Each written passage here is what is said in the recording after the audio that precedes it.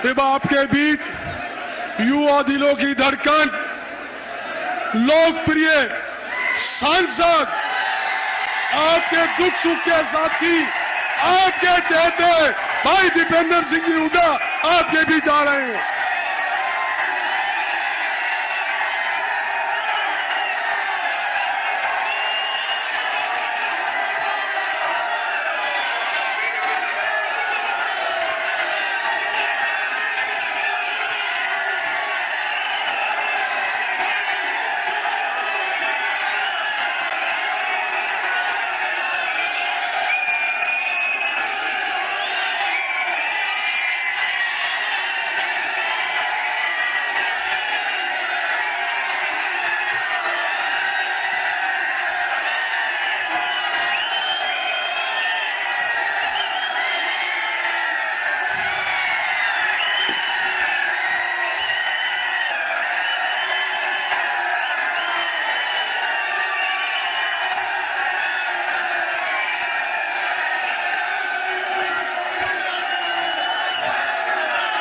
ये बोलन भी दोगे?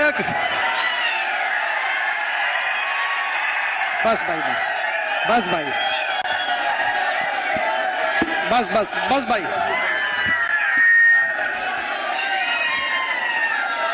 राम राम जी, राम राम जी।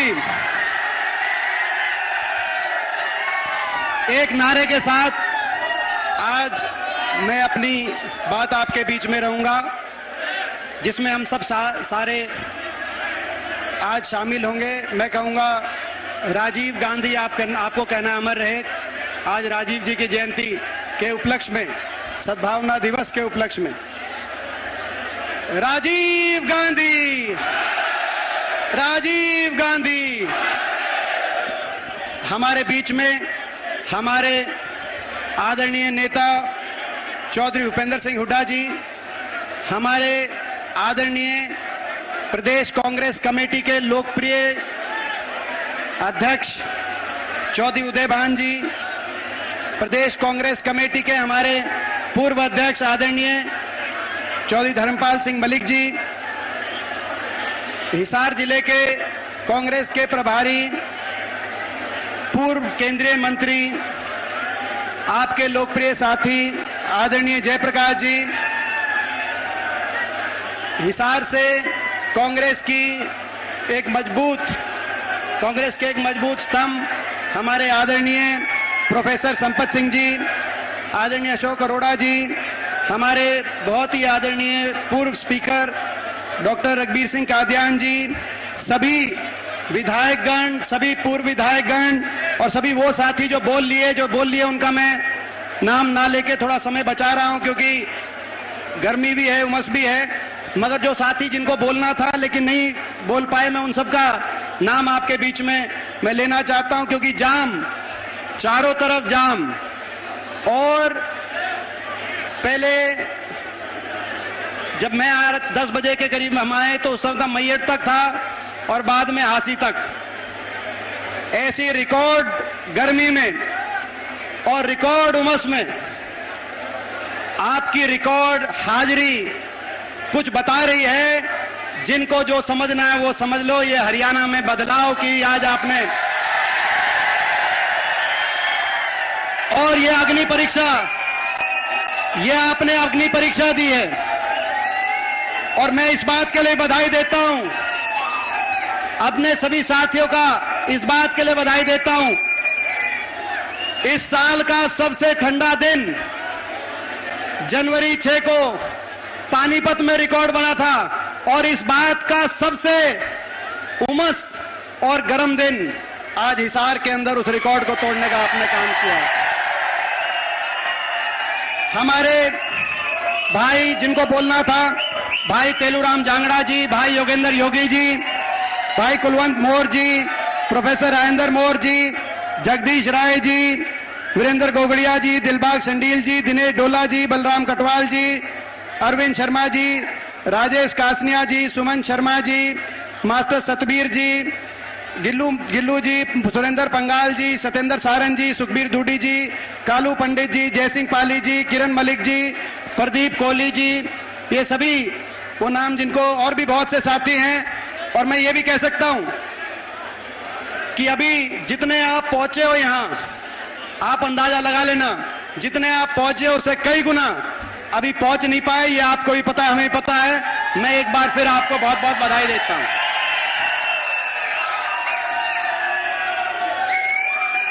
क्योंकि जब हम इनसे लड़ रहे हैं, बीजेपी से लड़ रहे हैं, सत्ता से लड़ रहे हैं, इनके पास बहुत कुछ है।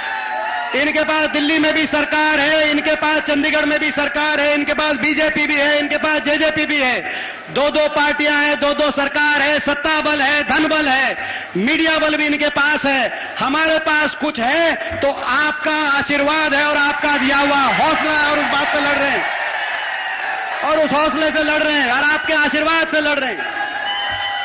आज 9-9.5 साल के बाद हरियाणा प्रदेश को विकास की पटरी से उतारने वाली सरकार, हरियाणा प्रदेश के भविष्य को चौपट करने वाली सरकार से लड़ रहे हैं।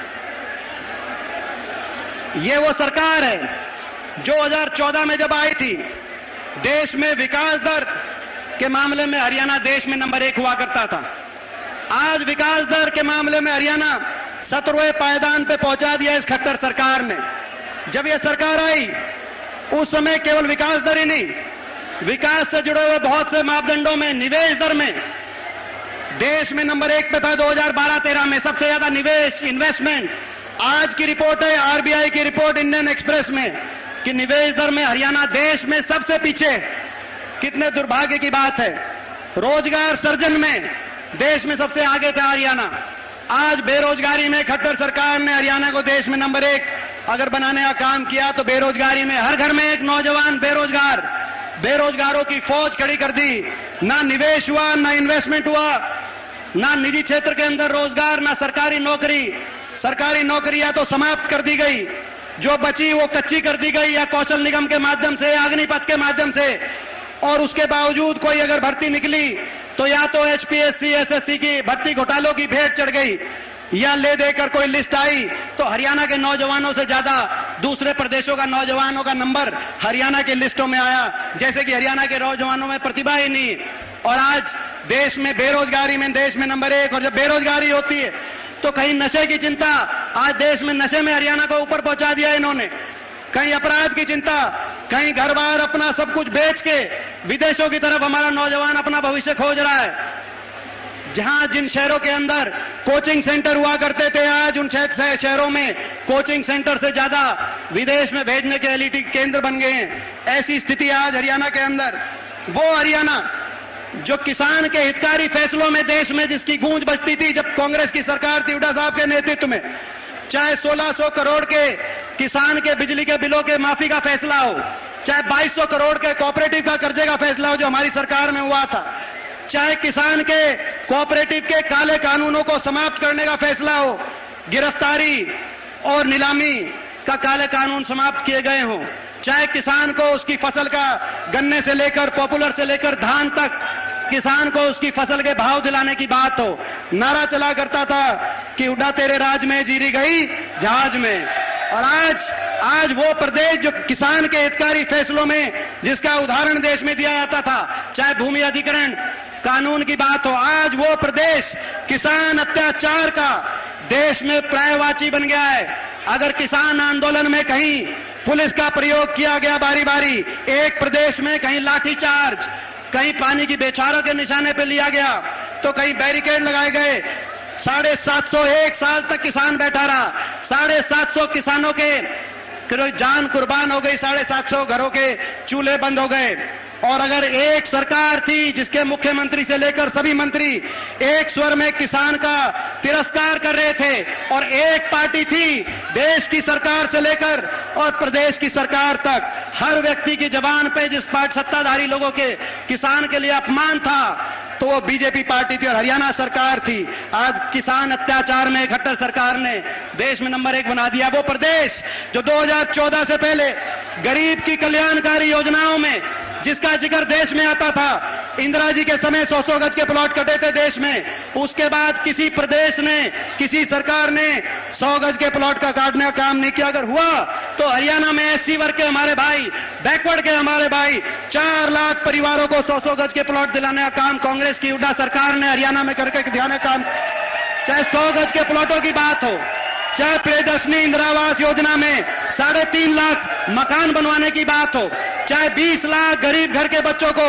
स्कूल के अंदर वजीफा दिलाने की बात हो, चाहे पीने के पानी की टूटी टंकी देने की बात हो, चाहे राशन डिपो पे तेल चीनी दाल के साथ अच्छी क्वालिटी के अनाज की बात हो, जो प्रदेश गरीब कल्याण में चाहे बड़े बुजुर्गों को और हर वर्ग को देश में सबसे ज्यादा पेंशन देने की बात हो, जो प्रदेश गरीब कल्याण में देश में नंबर 1 हुआ करता था 2014 से पहले, वो आज महंगाई में नंबर 1 बन गया। हर घर का बजट बिगाड़ दिया इन्होंने। महंगाई देश में सबसे ज्यादा टैक्स अगर कहीं है, सबसे ज्यादा वेट अगर कहीं है तो इस खट्टर सरकार में, बीजेपी सरकार में हरियाणा के अंदर है। आज हर घर की गरीब के डीजल पेट्रोल रसोई गैस का सिलेंडर, जो सिलेंडर 400 पे था आज 3 गुना बढ़ गया। डीजल पेट्रोल रसोई गैस का सिलेंडर, स्कूल के बच्चों की फीस, बिजली के बिल, आज हर घर के बजट को बिगाड़ने का काम इस सरकार में हुआ। जो प्रदेश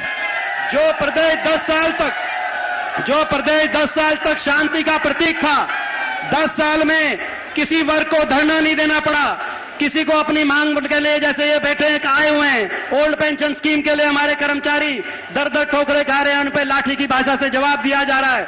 10 साल तक कर्मचारी, व्यापारी, किसान कोई धरना नहीं हुआ। उस प्रदेश में इस खट्टर सरकार में कोई वर्ग ऐसा नहीं बचा जिसको, किसान से लेकर और मजदूर तक, जिसको धरना ना देना पड़ा, और कोई वर्ग ऐसा नहीं बचा जिस धरने को सरकार ने लाठी की भाषा से जवाब ना दिया हो। वो प्रदेश जो शिक्षा के क्षेत्र में आगे बढ़ा था, जब हमारी सरकार थी, कांग्रेस की सरकार हुड्डा साहब के नेतृत्व में 14 विश्वविद्यालय हरियाणा के अंदर, जिसमें से 2 विश्वविद्यालय हिसार लोकसभा क्षेत्र में, लाला लाजपत राय यूनिवर्सिटी हिसार की बात हो, चौधरी बंसीलाल यूनिवर्सिटी प्रेमनगर जो भवानीखेड़ा हल्का में पड़ती है उसकी बात हो, 14 यूनिवर्सिटीज बनवाने का काम हुआ था, 2300 स्कूल नए स्थापित करने का काम हुआ था।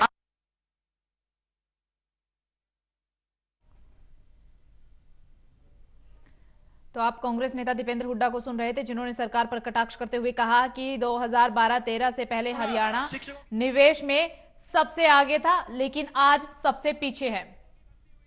आज उस प्रदेश में 9 साल तक शिक्षकों की भर्ती नहीं, स्कूलों पे ताले लग रहे, गरीब का बच्चा कहां जाएगा।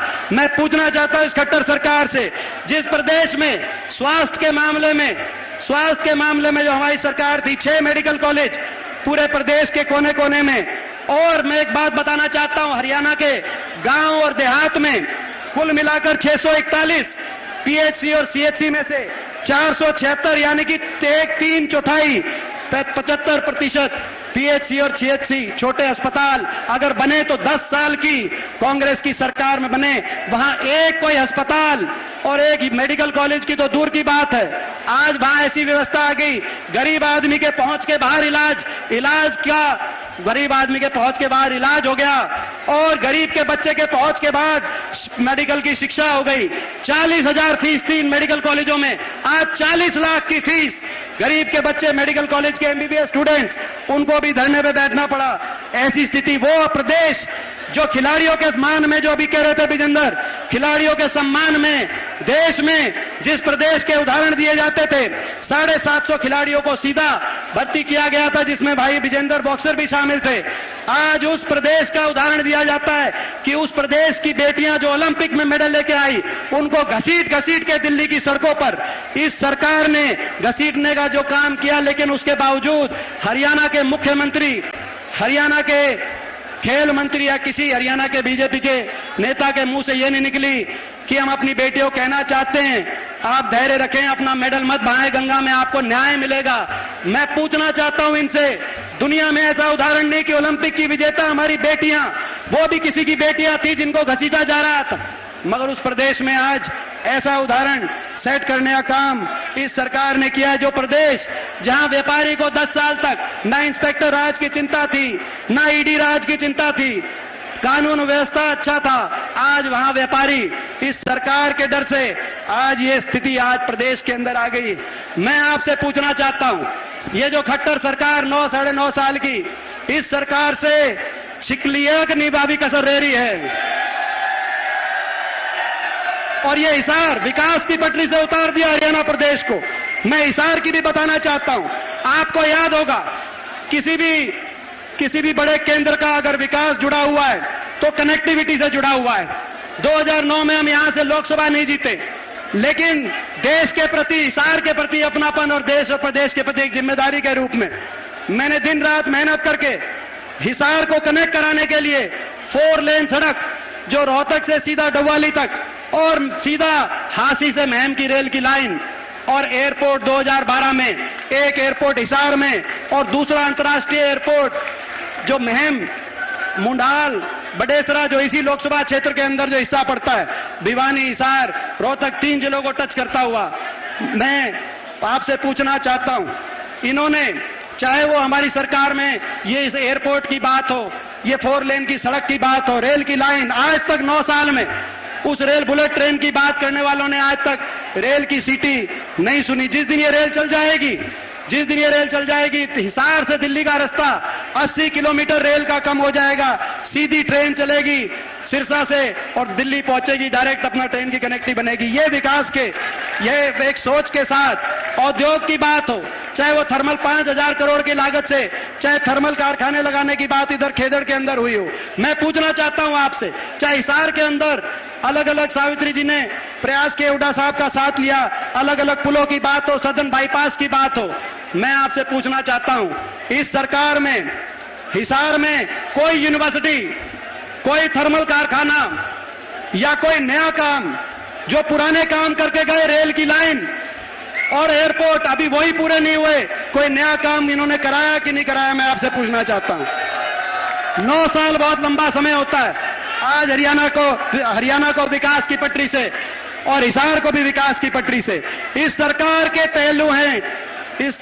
पहलू हैं 4: बेरोजगारी, महंगाई, भ्रष्टाचार और अहंकार। ये सरकार, मैं एक बात आपसे राजनीतिक भी करना चाहता हूं, ये सरकार जो बनी 2019 में, दोबारा से खट्टर सरकार हरियाणा में बीजेपी सरकार बनी, ये बननी नहीं थी, लोग नहीं चाहते थे, लोग बदलना चाहते थे और उसका प्रतीक हिसार लोकसभा क्षेत्र है। यहां पे 9 विधानसभा है, 9 विधानसभाओं में से 5 विधानसभा में आपने विपक्ष को जिताया था, 4 पे जेजेपी को और आदमपुर पे कांग्रेस को, 5 पे केवल 4 सीट दी थी आज, मगर आज 9 के 9 विधायक आपने 4 सीट दी थी, 75 पार की हवा निकाली थी, मगर आज 9 के 9 विधायक लाइन लगाकर बीजेपी सरकार की शरण में, चंडीगढ़ में इस निकम्मी सरकार के साथ ना तो किसान आंदोलन देखना पड़ता, ना हमारी बेटियों का, खिलाड़ियों का देखना पड़ता।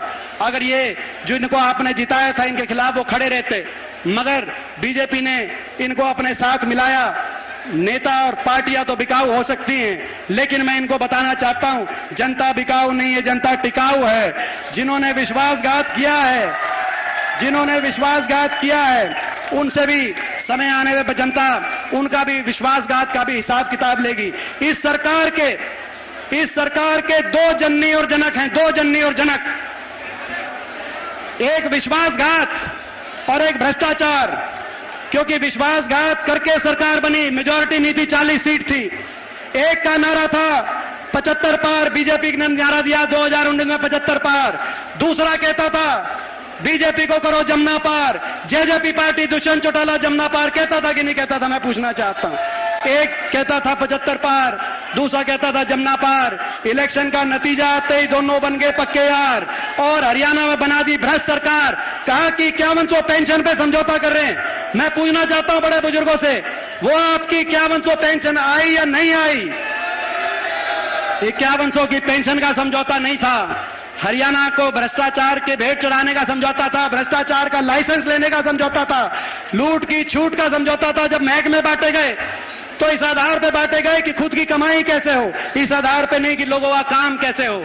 शराब किसके पास गया, एक्साइज किसके पास गया, पंचायत किसके पास गया, पूरी लिस्ट तो हमारे पास भी नहीं है। पूरी लिस्ट चाहिए तो आप नारनौन से दादा गौतम के पास चले जाएं, वो पूरी लिस्ट ले रहे हैं। उन्होंने महकमे बढ़ते ही कह दिया था कि एक खोपर बढ़ गया सरकार में और 1 लाख पूरा जीवन लग रहा है। ये कह दी थी कि नहीं कह दी थी? ये स्थिति आज हरियाणा में भ्रष्टाचार, और भाई ये जो भ्रष्टाचार और विश्वासघात के जो से जन्मी सरकार, इस सरकार को हो गया अहंकार। किसान आंदोलन हुआ, अहंकार दिखाया, कर्मचारी ओल्ड पेंशन स्कीम, कर्मचारी जब गए पंचकुला में आपके ऊपर लाठीचार्ज करके अहंकार दिलाया, कांग्रेस की सरकार आते ही आपकी ओल्ड पेंशन स्कीम भी हम लागू करने का काम करेंगे, मैं बताना चाहता हूं। गरीब आदमी गया, सफाई कर्मचारी, ग्रामीण चौकीदार, उन पे लाठीचार्ज, मनरेगा के मजदूरों पे लाठीचार्ज, छोटे छोटे बच्चे 2-2 महीने तक अपनी स्कूलों के आगे बैठे रहे, उन पे सरकार ने अहंकार से उन बच्चों का जवाब दिया, अहंकार। और अभी हमारा विपक्ष आपके समक्ष की कामयाबी देखे इन्होंने शुरू किया जन संवाद मुख्यमंत्री जी ने, मगर वो जन संवाद नहीं है, जन अपमान है। जहां भी जाते हैं वहां लोगों का अपमान कर रहे हैं, अहंकार, इनको घमंड बहुत हो गया। मैं पूछना चाहता हूं आपसे, ये जो घमंड बहुत हो गया हरियाणा सरकार को, इनका घमंड 7वें आसमान पे पहुंच चुका है, इनके घमंड को धरती पे लाओगे या नहीं लाओगे, मैं आपसे पूछना चाहता हूं। इस बात की लड़ाई है, इस बात की लड़ाई है।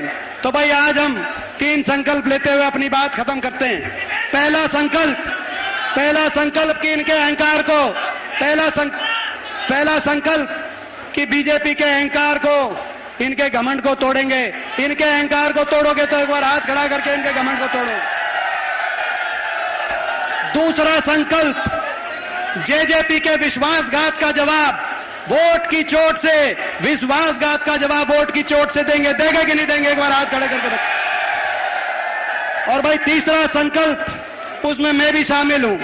मुझे पता है, अभी कह रहे थे जयप्रकाश जी कि हरियाणा के 15 सांसद है, 10 लोकसभा, 5 राज्यसभा, 14 बीजेपी के, और ये कह रहे थे कि जब किसान आंदोलन में बोलता था मुझको निशाने पे लेते थे। मुझे पता है ये लोग मुझको निशाने पे लेते हैं, मुझे पता है इनकी आंख में मैं रड़कता हूं। मैं पिछला लोकसभा चुनाव जब लड़ रहा था तो कितनी बार प्रधानमंत्री आए रोहतक, मुख्यमंत्री सारे दिन, कितने, मैं नहीं कहना चाहता, लेकिन मुझे पता है कि मैं इनके निशाने पे रहता हूं। पिछला लोकसभा चुनाव था तो निशाने पे था। किसान आंदोलन में जब संसद में खड़ा होता था तो सारी बीजेपी जो जिस तरीके से निशाने पे लेती थी, महिला खिलाड़ी आंदोलन में बैठे तो देश की सारी बीजेपी, यूपी के सारे सांसदों ने, हरियाणा नहीं, जिस तरीके से मेरे को निशाने पे लिया, मेरा दिल जानता है। लेकिन फिर भी मैं एक संकल्प आपके साथ मिलकर लेना चाहता हूं। मैं हो सकता है इनके निशाने पे हूं, लेकिन ये भी मेरे निशाने पे हैं। और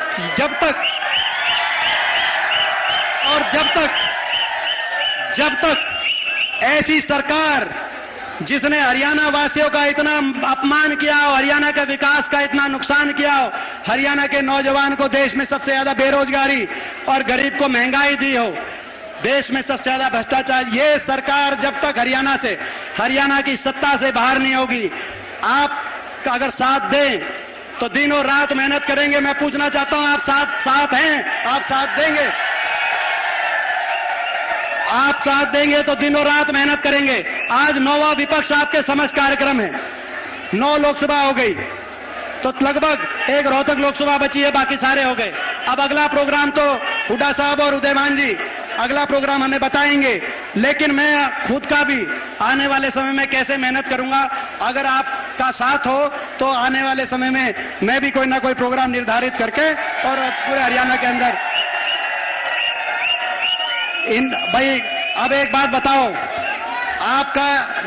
आपके साथ में, आपके आशीर्वाद में आप कोई कसर तो नहीं दिखाओगे? आपका बहुत बहुत धन्यवाद। जय हिंद, जय राम जी की।